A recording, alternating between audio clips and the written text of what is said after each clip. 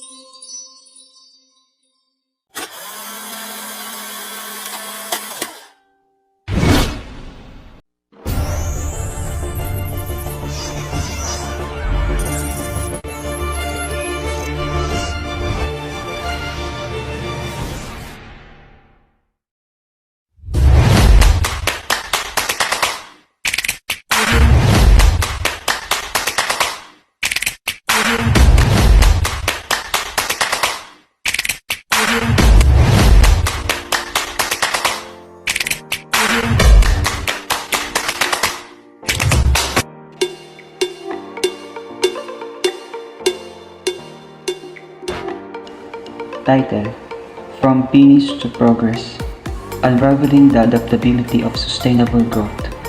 In a world driven by economic forces, one concept stands as the backbone of modern society: taxation.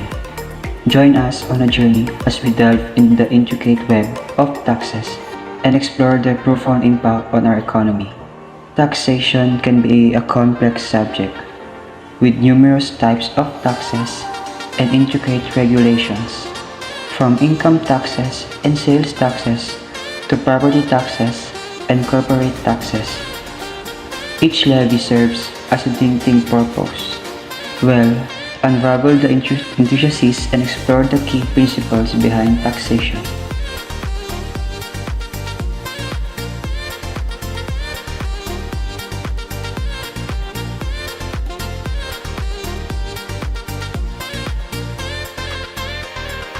Why do we need to pay taxes?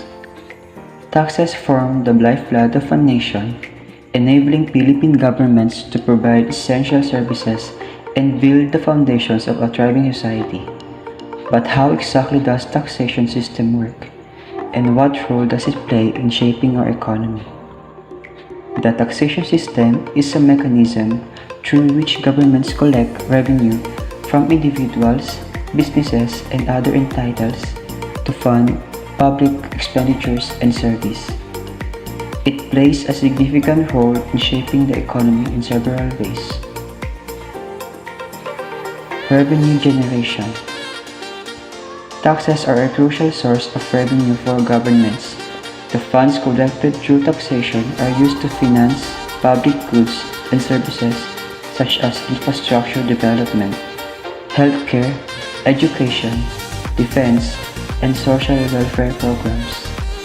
Tax revenue allows governments to meet their expenditure obligations and implement economic policies. Redistribution of wealth.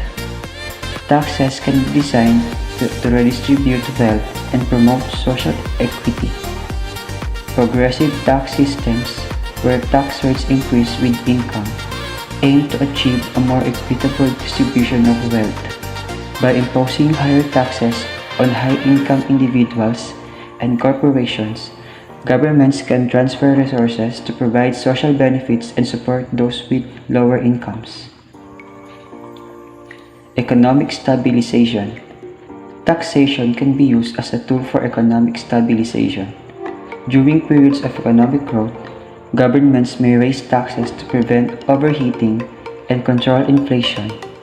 Conversely, during economic downturns, tax cuts or temporary tax incentives can stimulate consumer spending, business, investment, and overall economic activity. Influencing behavior. Tax policies can be used to influence individual and businesses' behavior. For example, governments may impose higher taxes on goods and activities that are considered harmful to society, such as tobacco, alcohol, or carbon emissions. These taxes, known as sin taxes or Pigouvian taxes, aim to discourage certain behaviors while generating revenue for the government. encouraging investment and economic growth. Taxation policies can influence investment decisions and economic growth. Lower corporate tax rates or tax incentives for research and development can attract businesses, stimulate investment, and foster innovation.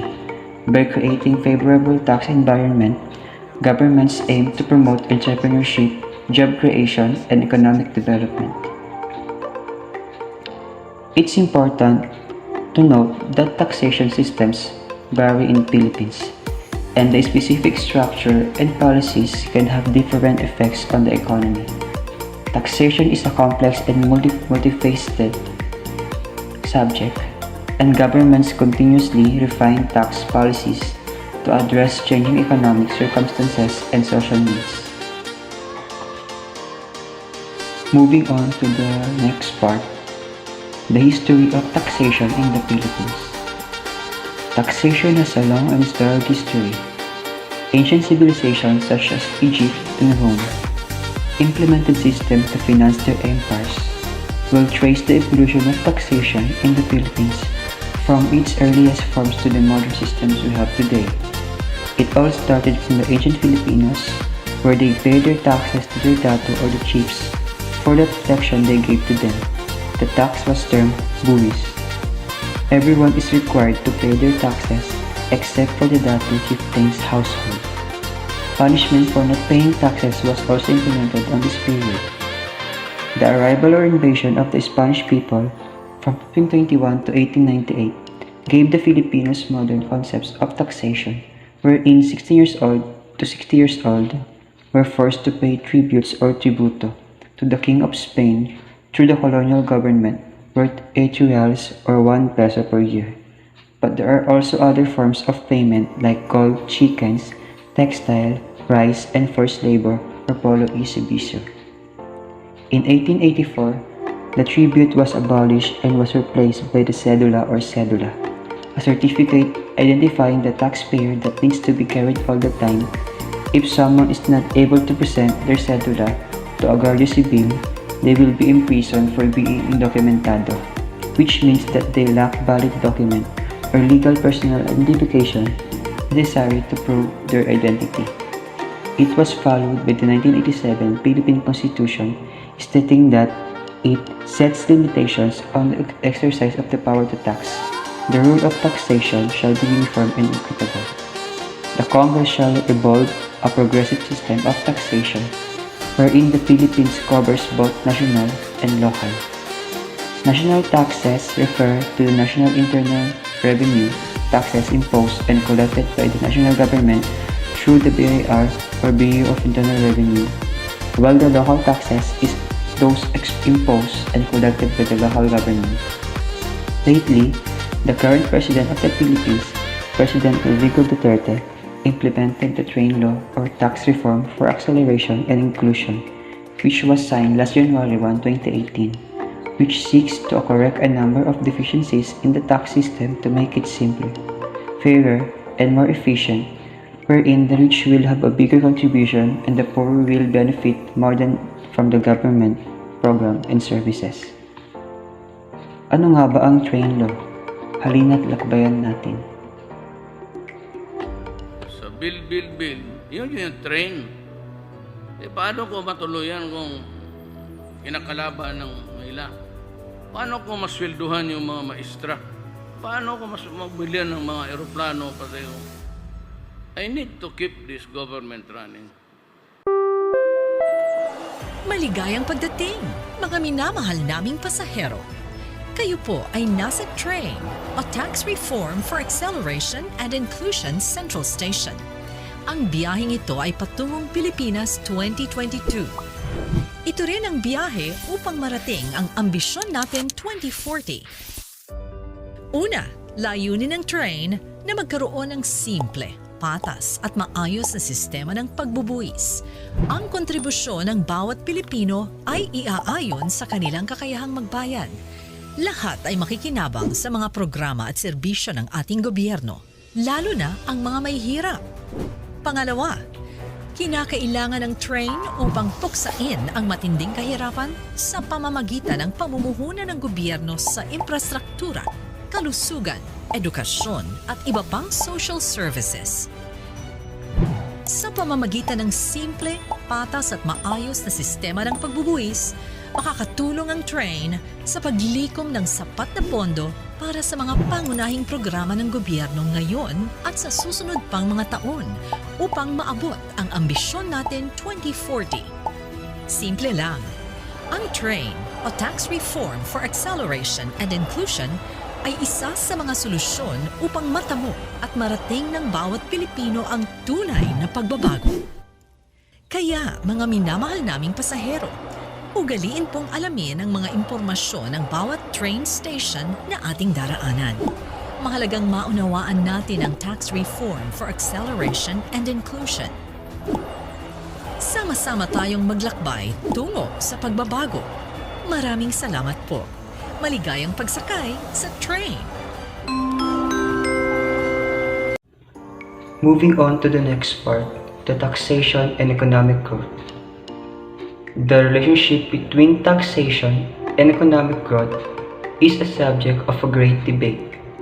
Some argue for lower taxes, believing they stimulate investment and job creation. Others advocate for higher taxes, suggesting they contribute to social programs and reduce inequality.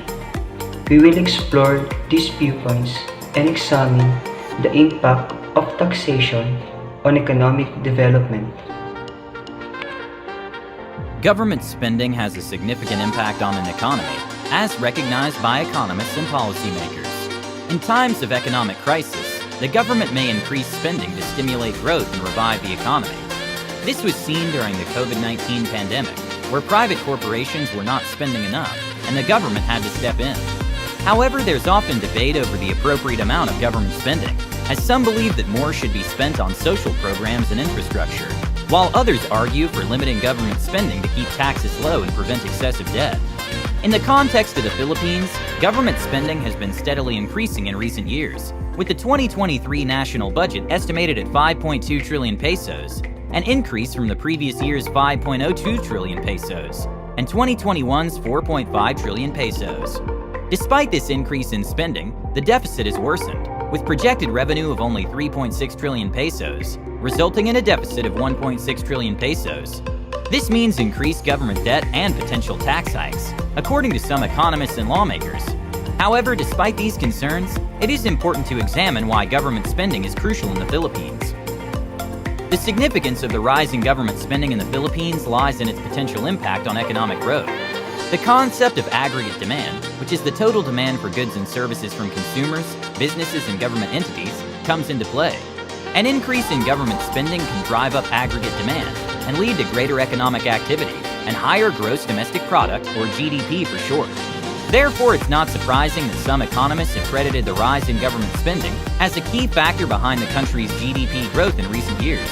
For instance, a Standard Chartered Bank economist in 2021 stated that the government's spending on infrastructure would play a crucial role in GDP growth for that year. The data supports this argument, as the government's spending to GDP ratio has been historically high, reaching 24.1% in 2021, compared to 16.1% in 2019 and 15.9% in 2020.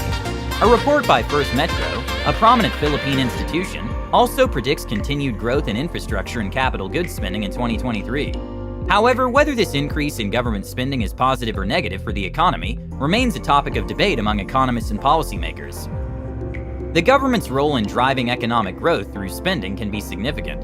By allocating funds for various departments including infrastructure, climate and disaster risk management, food security, enterprise development, science and technology, and human capital development, the government can increase production capacity and the economy's ability to produce goods and services.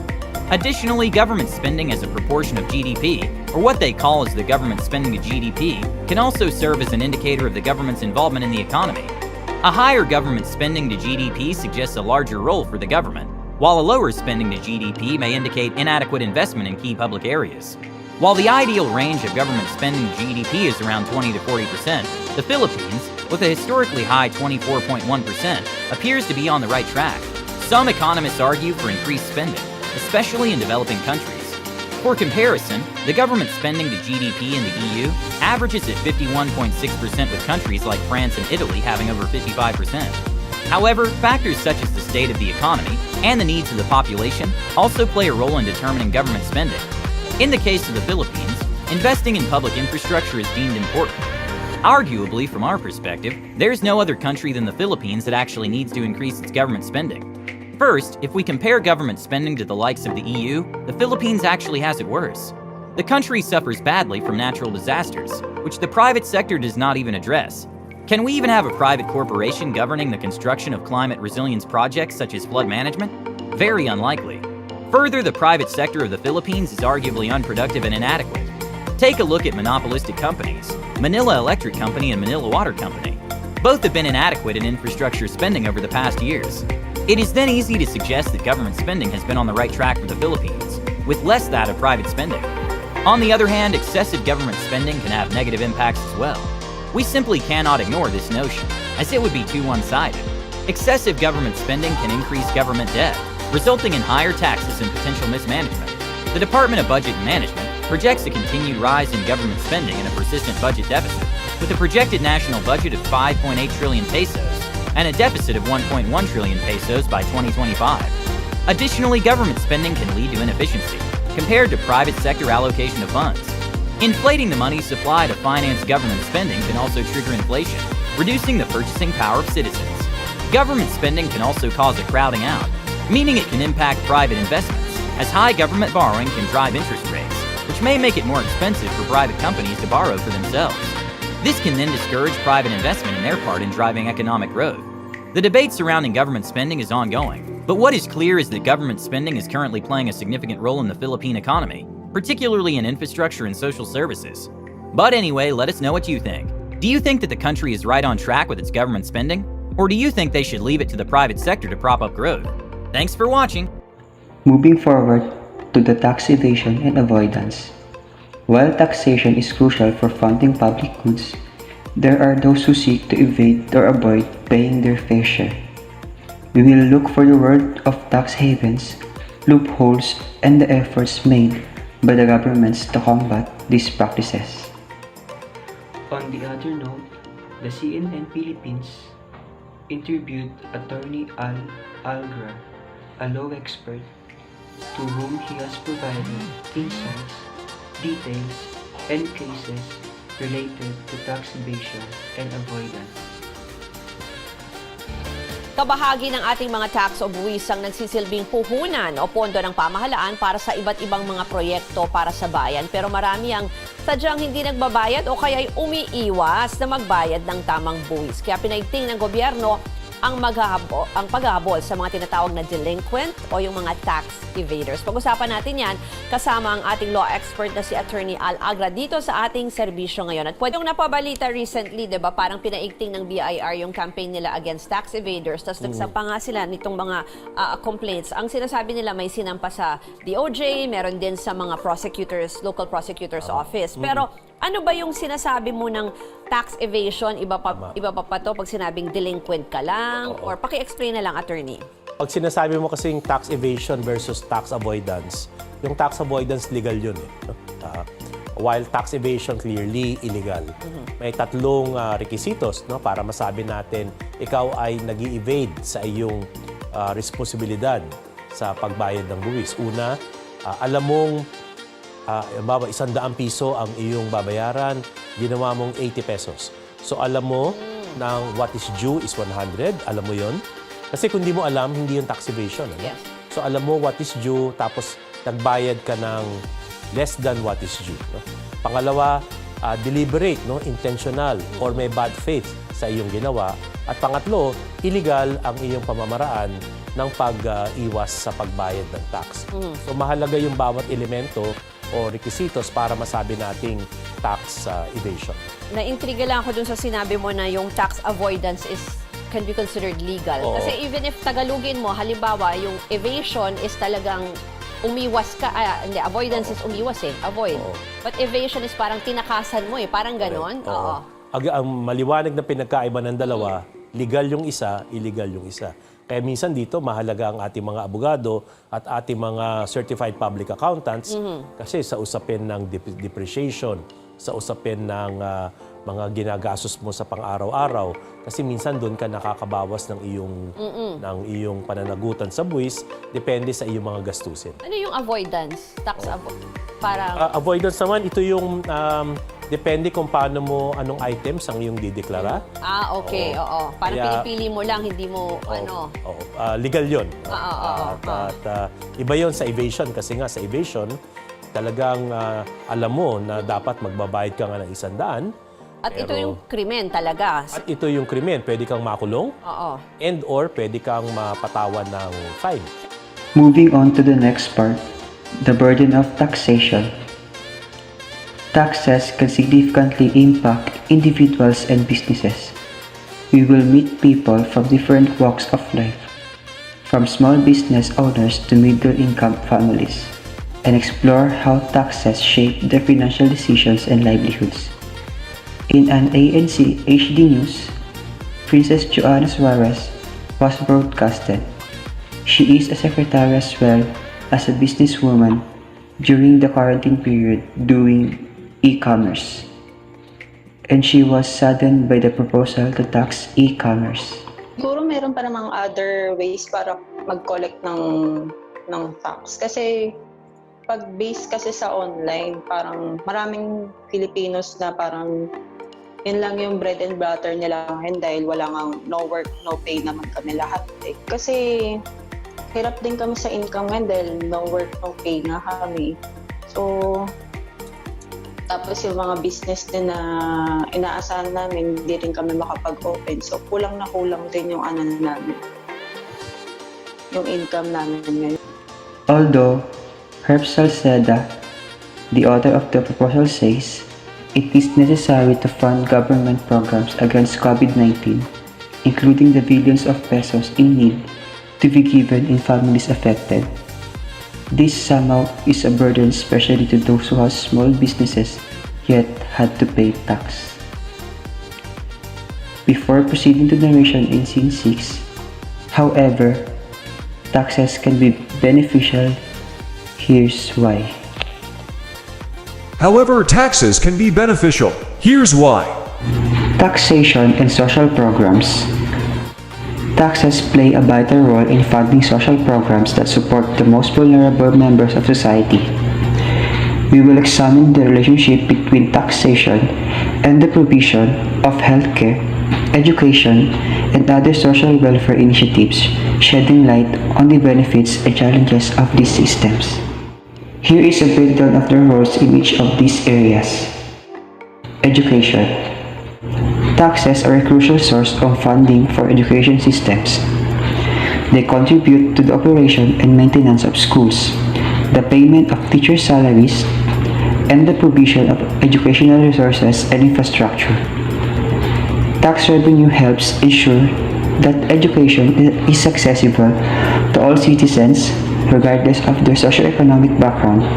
It also allows for investments in research and development, vocational training programs, and educational reforms aimed at improving the quality of education. Healthcare. Taxation plays a vital role in financing healthcare systems and ensuring access to healthcare services. Tax revenue contribute to the establishment and maintenance of public healthcare facilities such as hospitals, clinics, and community health centers. They also support the salaries of healthcare professionals, the procurement of medical equipment and supplies, and the implementation of public health programs. Taxes can be used to subsidize healthcare costs for vulnerable populations such as low-income individuals or the elderly through programs like Medicaid or public health insurance schemes. Social welfare. Taxation is an essential tool for funding social welfare programs designed to support individuals and families in need. Tax revenues can be allocated to social safety net programs such as unemployment benefits, disability benefits, and welfare assistance. These programs aim to alleviate poverty, provide temporary or long-term financial aid, and ensure basic necessities for those who are unable to support themselves. Additionally, taxes can fund initiatives like affordable housing projects, food assistance programs, and childcare subsidies, promoting social well-being and reducing inequality. It's important to note that the specific design and allocation of tax revenues for education, healthcare, and social welfare systems vary across countries. Different tax policies, rates, and structures are employed to meet the unique needs and priorities of each nation, reflecting their social, economic, and political context. Moving on to the next scene, the future of taxation. As our world continues to evolve, so too does the concept of taxation, from debates around taxing emerging technologies to discussions on wealth redistribution. We will explore the potential future scenarios and the implications for our economies. Taxation is the thread that weaves through the fabric of our economy. It is a mechanism for progress, a source of revenue, and a reflection of societal values. Join us as we unravel the complex tapestry of taxation, revealing its impact on our past, present, and future. Taxation is the thread that weaves through the fabric of our economy. It is a mechanism for progress, a source of revenue, and a reflection of societal values. Join us as we unravel the complex tapestry of taxation, revealing its impact on our past, present, and future. Join us as we unravel the complex tapestry of taxation, revealing its impact on our past, present, and future.